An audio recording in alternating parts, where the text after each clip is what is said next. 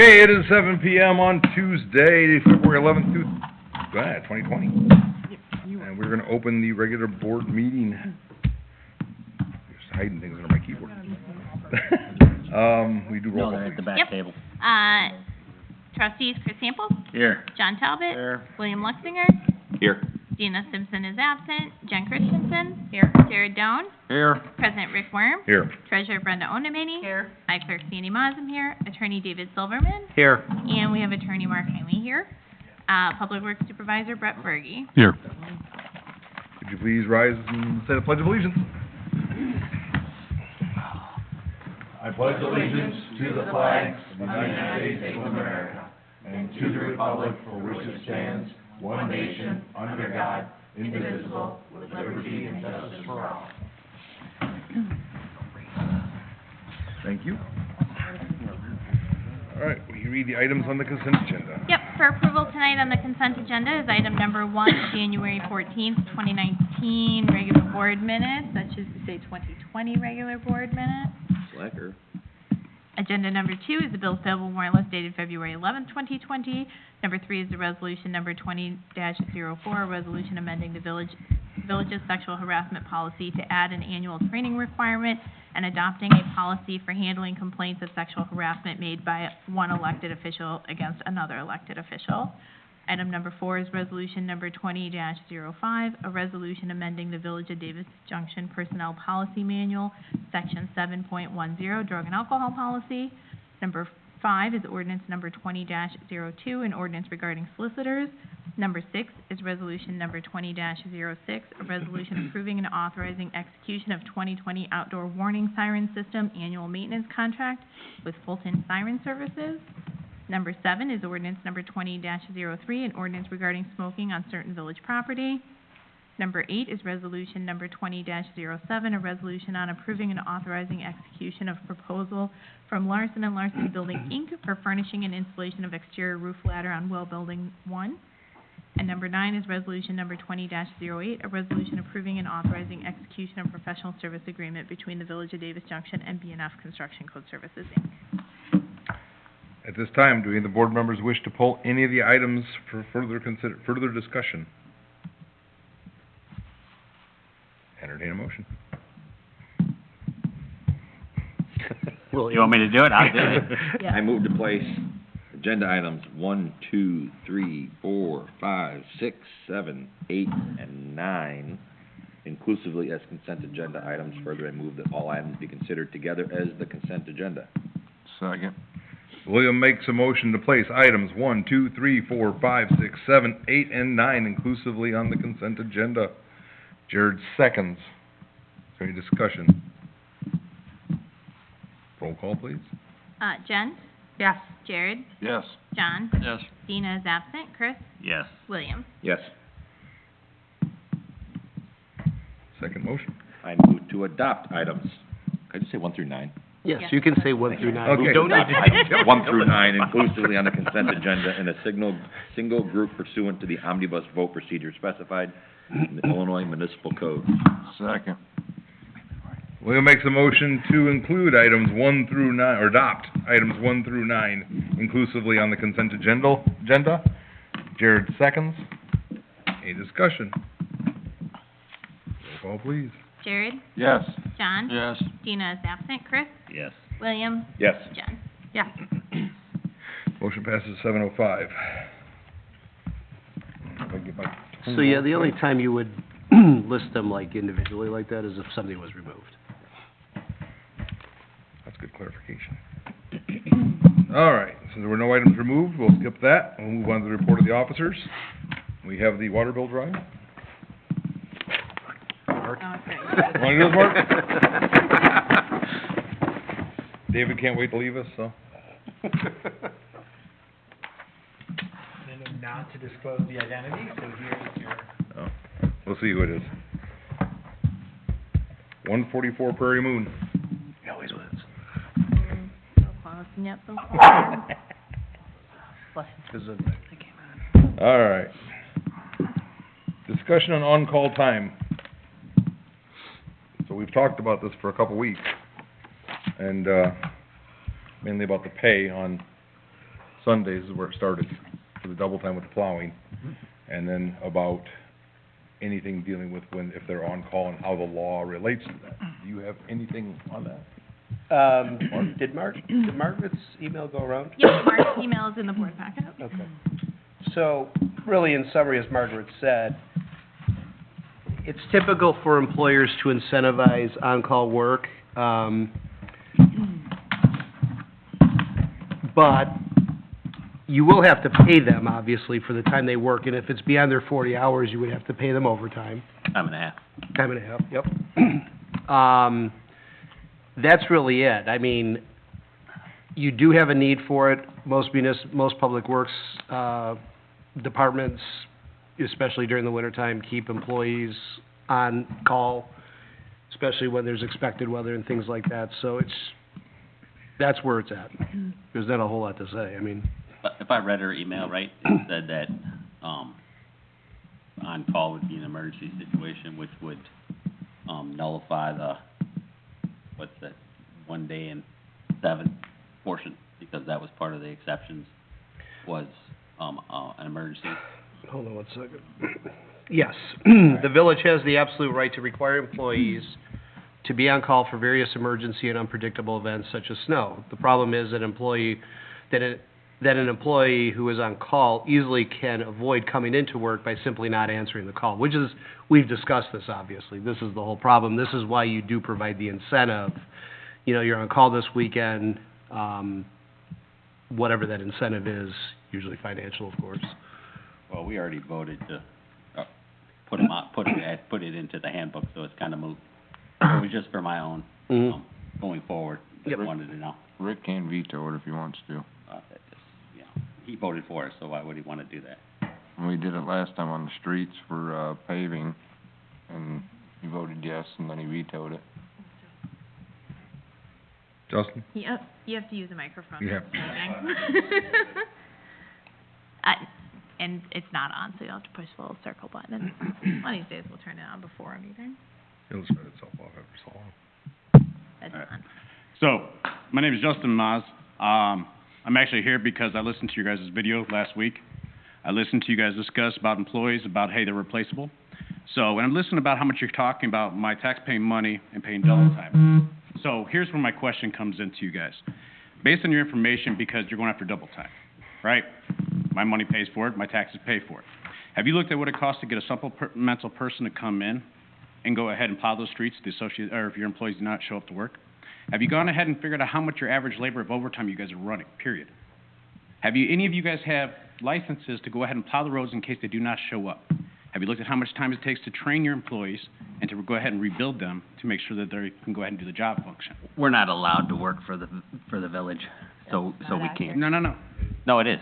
I went to the new trainee for, You cannot be employed by I know. the village, Yeah. but you absolutely Yes, can but you jump can have on a CDL to plow. go plow my roads, I don't right? have CDL, so no. So again, so what you're saying is that Work for the village. you instead, Huh? No, you can't get paid from the village.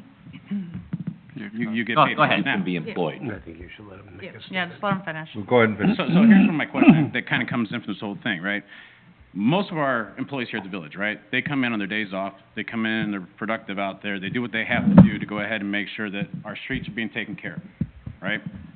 Just like you guys, we expect them to do a service, right? If they didn't do their job, then hey, they won't be there. It's no different than an elected official, right? We put our trust in you that you're gonna save us money. It's no different than if you take too long to go ahead and do a bid. It's no different than if you take too long to go ahead and cost us extra money, or you know what, hey, you guys focus one direction. We want fair and consistency, right? Not everyone in the village goes ahead and will show up to these meetings to talk. A lot of us will go ahead and look at the video online and see what's posted and see if it actually is relevant to us.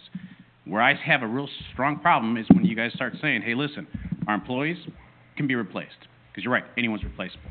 Employees, trustees, everything down the line. And if you don't take care of our employees first, that's a problem. Because we're electing you guys to save us money, not go after employees. When you go after their double time, you go after their family lives, that's a problem. You need to take care of your employees. The same ones that vote for you every single time you guys go for election. You gotta keep that in mind. And you know what? If you don't wanna be here next year, that's fine. You know, when your next election comes up. But I hope while you're here, that you can do it what's in the best interest of our village. We have employees that have been here, 20 years, right? They get paid to go and do a job. They come in on their Sundays, they work overnights, they work extra hours to help out. And if you don't take that into consideration, that's where you're trying to save our money for our village, that's a problem. There's other ways you guys can look to save money. Like I said, that's basically my opinion, and I want to come out and make sure I say that, but since this is a recorded conversation, you guys should never say employee basically doesn't have value when we can replace them. Who said that? You guys said it last week, read your own I minutes. never said such a thing. You guys said flat out basically, No, we never said. And I can tell you now, my opinion is not gonna change. I would not pay them double time to come in on Sundays. Absolutely. I believe they should get paid a fair wage. Hold on a second. All right, one person at a I time. believe they should get paid a fair wage, and I think time and a half is a fair wage. And I would be happy to look into having part-time people to come in and plow the roads. so before you guys go ahead and say double we time, can have do you that, looked at right? any of that? Have What's you that? looked at any aspect of what your average, double time cost is? No, well, but I will. Okay, You got that? all right, Yep. so But then- that's still not gonna change my opinion. No, and you have a right to They're, appeal, just like I they're did. getting a fair, time and a half is fair. Okay, That's my opinion. okay. Like I said, that's fine. There you go. But here's the thing, when you, like I said, and I'm gonna go ahead and say basically what you guys did say, anybody's replaceable. If they don't like it, we can replace them. That's what was said. No, I did not say that. It didn't come from you. I'm I'm just just saying, saying, I I wasn't didn't say referring, that. I'm saying in general. But yeah, Like but I said- you're saying that as a broad overview. Yeah. I never said anybody's replaceable. I I think don't he's want referring to you replace as in the board. I As know, in board, but yes. I wanna be fair. Fair is fair. I just don't think that double time on a Sunday for everybody who works is fair. Here's the thing, right, and I'm gonna tell you this way too, right? So I manage plenty of associates. I have over hundreds of associates that work for me. I have for over 20 years, right? What I look at is I make sure that I take my lowest paid people, and I try to make sure I balance out my labor hours. So that way, not everyone's getting my top pay premium double time. And that's when you can manage your business, not go ahead and just try to cut it all together. There's different ways you can go about it. But unless you've gone ahead and put all your options on the table, and you've actually evaluated what the cost is and everything else, it's a moot point. Instead, all you're doing is trying to take away from your employees. That's what I'm saying. And that's my opinion. Do we have any further discussion on this from the board, from Margaret's email? Right, then we'll move on. I have one thing that's not on the agenda. Coming up on February 20th at 6 PM is the NEMA meeting. It's the Northern Elevator Association meeting. We are lucky enough to have Carrie Lynn Craftheffer and the Edgar County Watchdog Group are gonna reprise their seminar from IML. So it was on Saturday morning, some people left Friday. If you didn't get a chance to go to it, you have the opportunity to go and see that same seminar again. It was excellent, probably the best seminar I've sat through in all of the time I've gone to IML. And, When is it? Thursday the 20th, 6 PM in Oregon. It was, so the deadline to RSVP is by the 14th. Friday. So if you could let Sandy know if you want to attend before that, so we can RSVP. Are they videotaping it? They are. They are. Will they share that out? I don't know. Edgar County has asked for permission to, have a documentary crew with them, so. And I mean, I don't even know too, like if they were even gonna share it out for like a price or anything like that. If you could find out, that'd be lovely. I It have was, a school function. it was a good so enough I won't- seminar that Sandy's even got it set up to go for the clerks in Springfield this year, so it was just excellent. Yeah, just a plug for Marks and my partner Carrie Lynn. She's a really good speaker and she's enjoyable. She can take a very uninteresting topic and make it very enjoyable. Well, I went into that meeting completely predisposed against the Edgar County Watchdog Group and left there with a whole different light on how they actually operate and what they do. You know, they probably will put it on their Facebook page. I have a feeling they will too, but there's no guarantees. Right.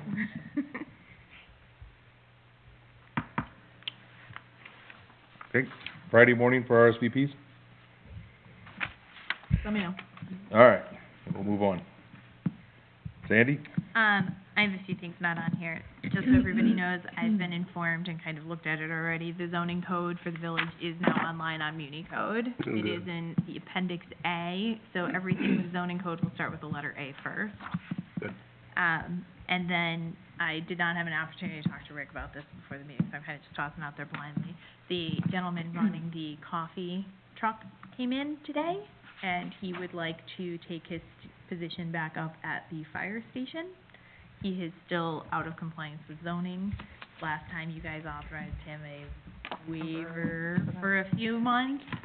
And then if he chose to stay, he said we'd look at the long-term effects of that. But, I think he's looking to come back in the next month or two. I think it was very well received, Mm-hmm. and I don't think it caused any traffic issues. I don't think it did either. So do you guys want to work on changing zoning to make that an acceptable thing, or are you just going to continue waiving it?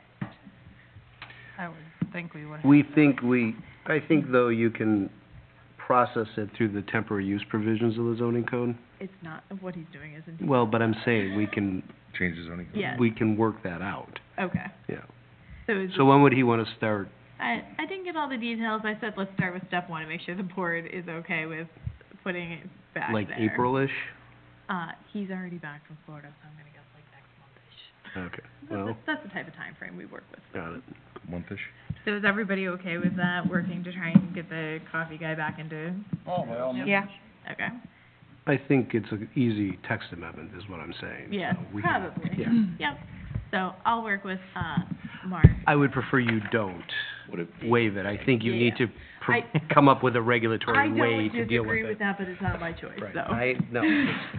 would it just? As the village cheaper to attorney, do a I'm speaking. moratorium vote? You guys wanna go ahead and look at doing a text amendment to the zoning? No, William asked about, could we just do a moratorium vote on it?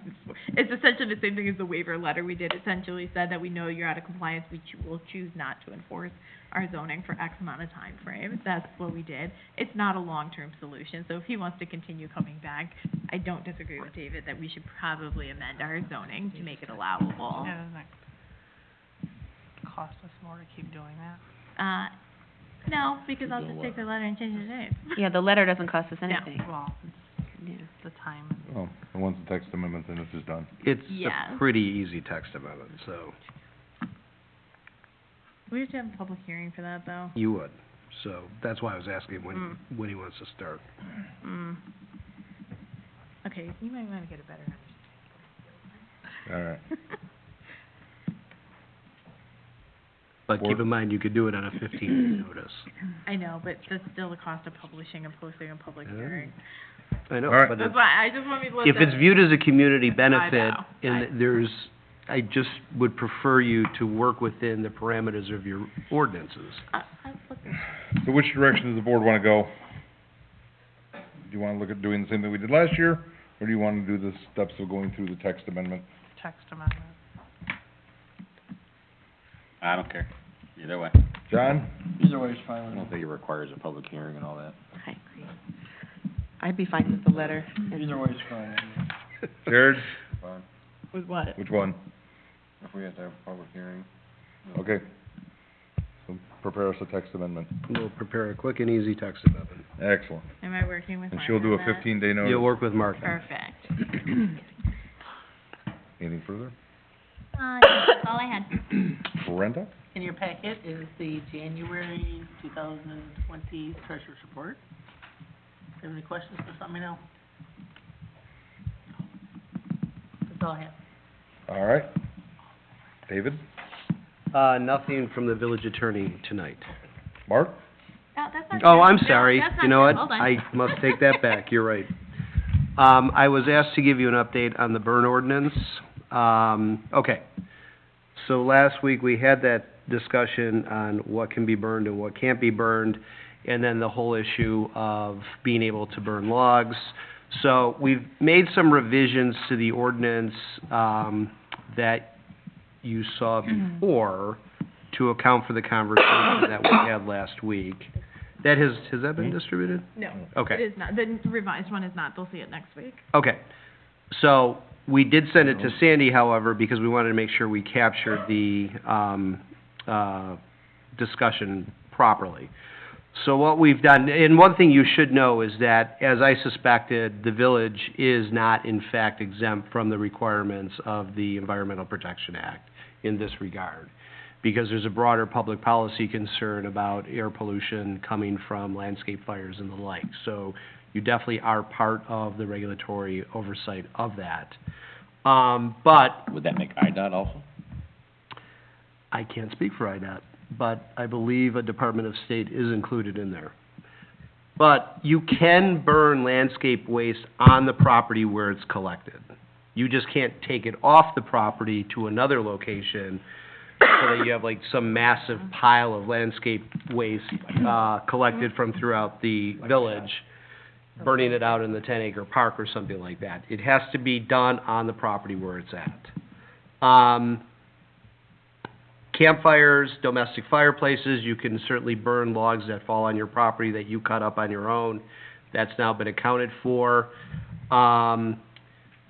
The open burning of landscape waste by the village has been added in on the premises where the waste is generated. This is language from the statute, so you'll have to bear with us. When atmospheric conditions will readily dissipate contaminants, and then, does not create a visibility hazard on roadways, railroad tracks, or airfields. That's also from the statute. So we've made those changes, and we did put in there that fuels like logs and branches can be burned in recreational fires, but not garbage, leaves, or grass. Because those fall within the prohibitions of the statute. Does that sound correct, Jared? I mean, it is what it is. So I got leaves in my yard, I can throw them in the ditch and light them on fire, huh? The what? No, No. No. no leaves, No. grasses. Alright, that's great. No, we regularly get that on 72 where people burn and you can't Yeah. see coming down the highway. No, Right. he put in the language in there that specifically says no leaves, Right, so no leaves, Right. grass, or, yeah. the fuels for recreational fire are logs and branches, but not garbage, leaves, or grass. Alright, that's good. Uh, That'll work. But Jared, so with the village not being able to burn except for on the property in which the material comes from, we will still have to account for, an additional cost of removal from the village, because if we cut down a tree in the 10-acre park, we can't, it's not probably wise for us to burn in the 10-acre park, or to cut Have to down make a the, burn trailer. yeah. I'll take it. Oh, for, Because it has to be burned on the property in which it came from, so. well, that's fine, I mean, if it's for us, that's fine. I mean, I'm just, Okay, yeah, I mean, but you're okay, when our conversation started on this, it was based on the fact that that the village is going to incur additional fees. yeah. So, okay, Well, I mean, I thought the fee was gonna be for, you know, the residents too. No, I didn't want that, no, they still get their yard waste. yeah, And we'll just have to have a company come and remove anything large that we can't take care of ourselves. that's fine. All right, That was, on to the committees, community development events. I have nothing. Finance, Do we have any emergency expenditures? Not. I have nothing. excellent. Ordinance enforcement, Nothing. parks, Nothing. streets, Can a trustee work for the village? and a trustee work for the village. Yeah, Not get paid, but you can volunteer your time to the. See, I No, asked you about can, that. you can be a resident and an employee, and then you can be an elected official. No. No, You can. I I went, can. well, I went to the, I had to step down.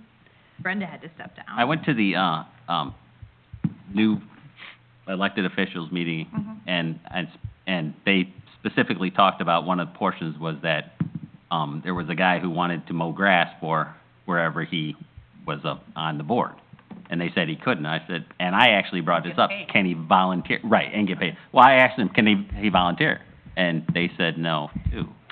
So I don't know if that's You the case. cannot apply, my understanding is you cannot be elected to this board and then turn around and apply and be hired. But if you were employed first and won an election, Oh, well, I'm just saying, I couldn't exactly And then jump you- into you I it. would say, here's what I would say, you can volunteer, and in fact, if you think about it from a practical perspective, especially with smaller communities, a lot of the elected officials do volunteer their time in service of the municipality at some level, because they typically operate with lesser resources than like Davis Junction has. But you can volunteer your time. The problem with it is if an injury occurs while you're volunteering. That creates a problem. For the village, So, for the village, not sure. for me, 'cause, Well, Well, but it right. does create a problem for the village on its insurance. That's probably why the attorneys at that session you went to said that. well, I'm more than happy to volunteer to help plow, but you have to have a CDL?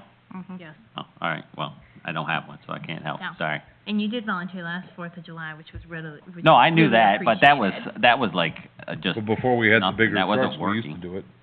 Yeah, We only had two people to plow, so and we, trustees would. clean trustees would out jump in the their- Village of truck and Northbrook plow. and Glenview both have people But that before we work had the for bigger their truck. city well, and are on then their don't city. we have smaller ones, so you can't drive a pickup truck without a CDL? Yes, you can drive a pickup truck, but you basically can plow the original side of town. Sizes. It does me no good in the big subdivisions, so, All right. because we don't plow the big subdivisions with Well, pickup if you because have the amount need, of snow. and it's just a Yeah. pickup truck, give me a All, call. all we I'll be originally happy to had was come the out. F-550. William, Yep. what did you say? I said, in the village of Northbrook and Glenview, both villages have people that reside in their town, work for the town, and were elected to that city council. Maybe it's because Brenda and I are appointed instead of elected, that, because we both had to step That had down. to step down.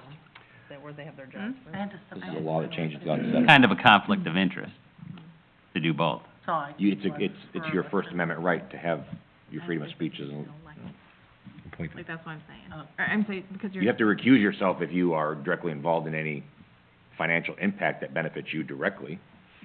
Like writing your own paycheck. But even if I were to be involved in, if I have property I was selling to this village, I can sit here and negotiate on my behalf as well as the village. Yeah, I you do not- can't I'm vote not- on it. Yes, you No, can. you can can. vote on it. And I'm not That's required to a recuse conflict myself. of interest. All right, let's get back to We're getting topic. into the weeds a little bit on this. You have anything? There's a lot of Streets? No. All right. Okay. Utilities? I just have the We'll go one to thing what? on there that I Thank you. believe we talked about last Because week in terms of repairing the pump, so, I would like to make a motion to approve resolution number 2009, a resolution approving and authorizing execution of quotation from Mississippi Valley Pump in the amount of $4,945. Second. Look at these.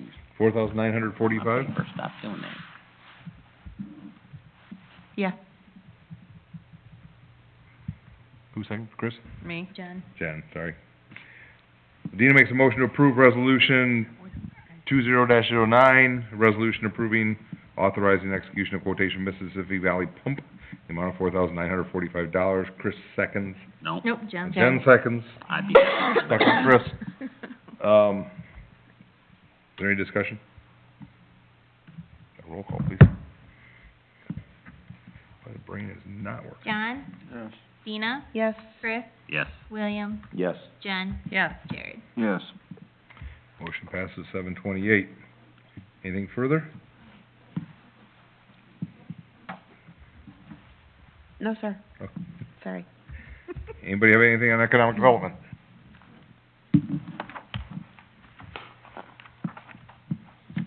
Public?